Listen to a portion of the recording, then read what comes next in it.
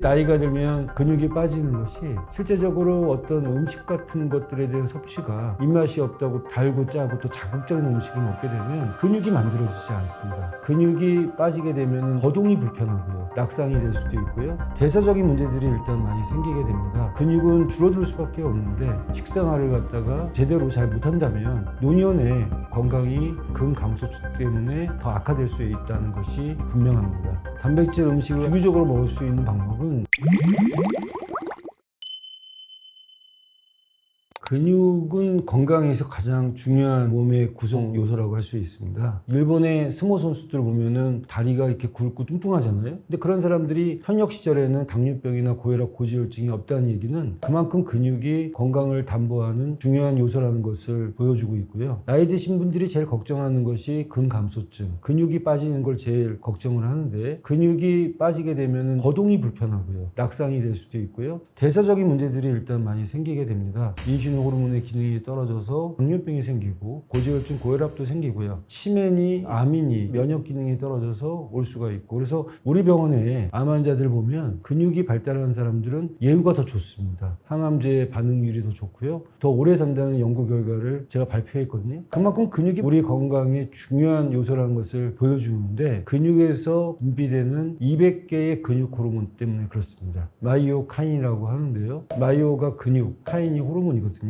실제적으로 우리가 운동을 하고 근육이 발달됐을 때 건강해지는 이유는 이 마이오카인 때문에 그렇습니다. 혈당을 떨어뜨리고 혈압을 떨어뜨리고 콜레스테롤을 떨어뜨리고 건강하게 하는 거죠. 면역력도 올라가고요. 근데 이제 나이가 들면 근육이 빠지는 것이 실제적으로 어떤 음식 같은 것들에 대한 섭취가 입맛이 없다고 달고 짜고 또 자극적인 음식을 먹게 되면 근육이 만들어지지 않습니다. 가뜩이나 나이가 들면서 성장 호르몬이 떨어지고 마이오카인이 떨어지면서 근육은 줄어들 수밖에 없는데 식생활을 갖다가 제대로 잘 못한다면 근육은 더 빠지게 되고 노년에 건강이 근감소증 때문에 더 악화될 수 있다는 것이 분명합니다. 가속 노화가 생기는 이유가 근육이 빠지면서부터 시작이 되거든요. 이분이 노화가 얼마나 진행됐고 얼마나 또 빨리 일어날 수 있는지를 예측하는 지표로 많이 사용하는 이유가 바로 이 근육이 노화와 관련된 여러 가지 각종 질병들에 대한 시금석이 될 수 있다는 거죠. 단백질 음식이 되게는 좀 질기거든요. 그래서 나이 드시면 치아의 문제도 있고, 나이가 드시면 부드러운 음식, 또 잘 삼킬 수 있는 음식, 또 한 가지 이제 나이가 들수록 입맛이 없다고 단맛을 많이 찾는 어르신들이 많습니다. 단 음식, 식도를 잘 넘어갈 수 있는 달고 짜고 자극적인 그런 음식들이 결국은 단백질이 부족해지는 원인이 되고 근육량의 형성에 방해가 되는 그런 음식이라고 할 수 있겠습니다.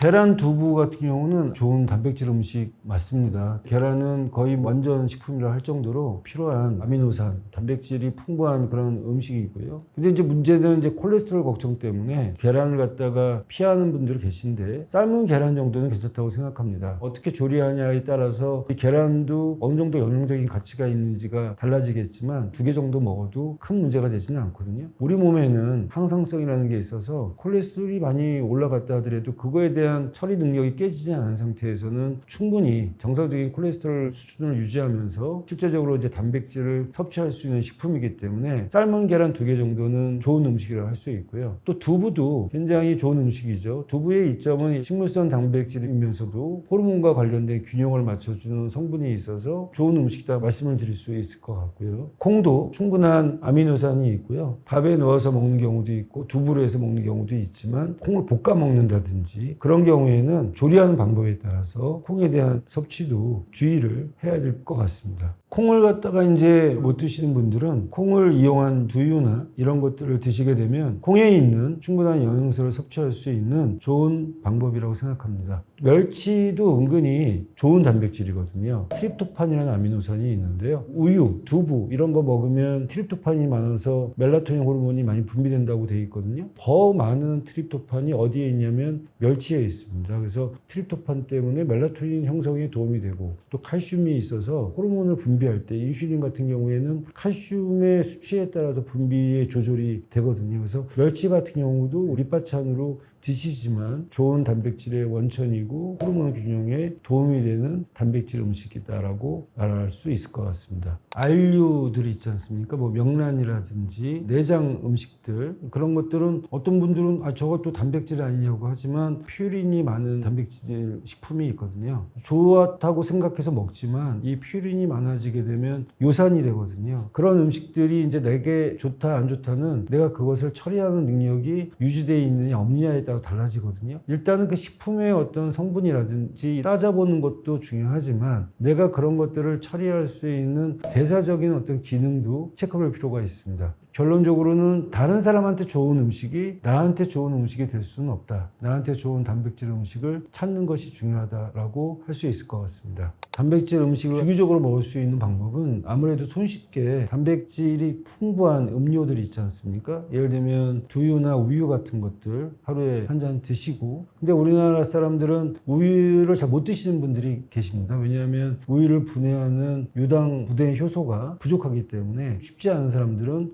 우유 대신 두유를 틈틈이 챙겨 드시는 것을 권해드리고 싶습니다. 단백질이 부족한 부분을 채우려면 엄청나게 많은 영양제를 드셔야 되거든요. 식물성 단백질만 드시는 분들은 동물성 단백질로 얻을 수 있는 필수 아미노산이 부족해지거든요. 그런 경우에는 영양제를 섭취하는 것이 도움은 되고요. 그렇지만 충분히 식생활로 보충될 수 있는 영양학적인 접근이 필요한 거지 무조건 영양제를 드시는 거는 권고하지는 않습니다. 많이 먹게 되면 콩팥에서 그걸 처리하는 능력을 좀 생각을 하셔야 됩니다. 그래서 단백질 음식을 먹을 때 하루에 필요한 단백질 이상을 드셔야 되는데 그걸 너무 이제 또 과잉을 하게 되면 단백질도 결국은 이게 포도당으로 변하기 때문에 혈당이 올라갈 수 있고요. 단백질 자체가 빠져나갈 때 신장의 기능이 안 좋은 분들한테는 고단백의 음식이 신장에 무리를 갈 수 있기 때문에 내가 이 단백질을 처리할 수 있는 능력에 맞춰서 단백질 음식의 수준을 결정해야 합니다.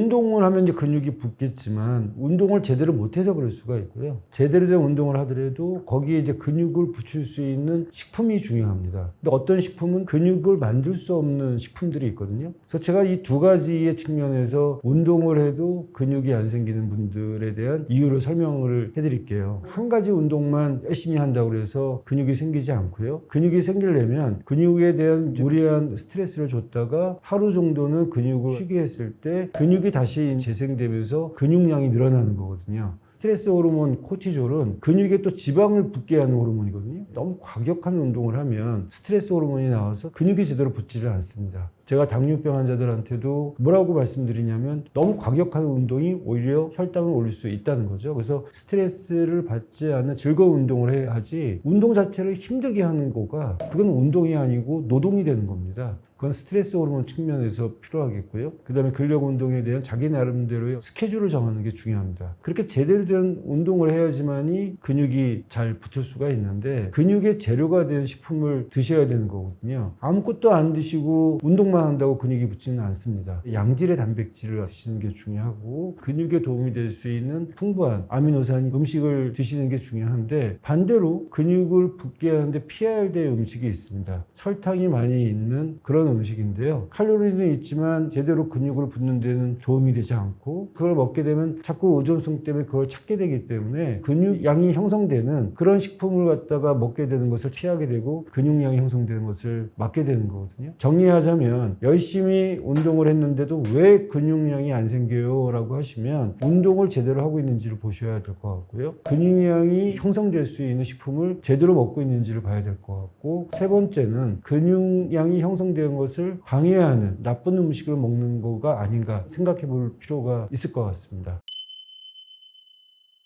우리 몸에서 가장 중요한 장기가 뭐냐 그러면 여러 가지 장기들이 다 중요하겠죠. 저는 오늘 말씀드린 근육이 제일 중요한 장기 중에 하나라고 생각합니다. 근육이 장기였어? 라고 생각하는 분도 계시겠지만 근골격계라고 해서 우리 몸에서 제일 중요한 장기 중에 하나임은 틀림없고요. 또 근육도 내분비 기관이라고 해서 호르몬이 나오는 기관이거든요. 우리가 건강해지려면 근육 부자가 진짜 부자라고 얘기하는 것처럼 근육을 잘 유지하기 위해서는 근육에서 나오는 호르몬을 이해해야 되고요. 근육에서 나오는 호르몬을 유지하는 방법 중에 하나는 운동도 잘해야 되겠지만 잘 유지할 수 있는 근육과 관련된 식품도 꼭 신경을 써야 됩니다. 근육량을 늘릴 수 있는 식품인지 아닌지, 근육량을 방해하는 식품인지 아닌지 피하 식별을 잘 하셔야 되는 거죠. 그래서 근육량을 늘리는 여러 가지 좋은 식품들을 많이 알고 있겠지만 의외로 그런 식품 중에서 설탕들이 함유된 식품들이 꽤 있거든요. 실제적으로 설탕 중독을 일으키고 설탕에 대한 의존성은 계속 근육량을 나쁘게 만들기 때문에 식품도 중요하다. 피해야 한다는 것을 다시 한번 강조하고 싶습니다.